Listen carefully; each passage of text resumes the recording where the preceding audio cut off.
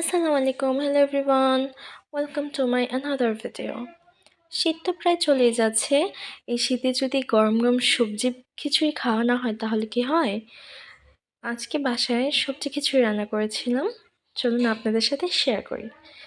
এখানে আমি সবজিগুলো সব আগে থেকে কেটে রেখেছিলাম, পানি গরম হতে দিয়েছি, এর মধ্যে চাল ডাল এবং সবজিগুলো সব ফুটন্ত পানিতে দিয়ে দিলাম।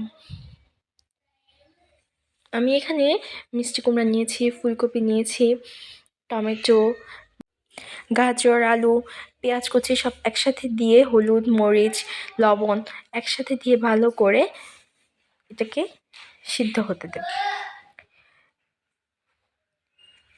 যখন ভালো করে ফুটতে শুরু করবে এর মধ্যে আমি মশলাগুলো দিয়ে দেব।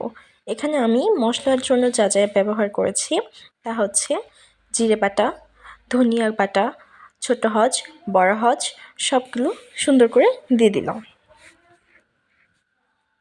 তারপর আমি এখানে কিছু কাঁচামরিচ এবং টমেটো দিয়ে দিলাম। এখন একটু নাড়াচাড়া করে রেখে দেব সুন্দর করে ফোটার জন্য। খিচুড়িটা আমার প্রায় হয়ে গেছে, এর মধ্যে আমি ধনেপাতা কুচি দিয়ে দিচ্ছি। ধনেপাতা কুচি দিয়ে আমি আরেকটু খিচুড়িটা শুকনো শুকনো হবার জন্য রেখেছি। দেখুন আমার খিচুড়ি রেডি।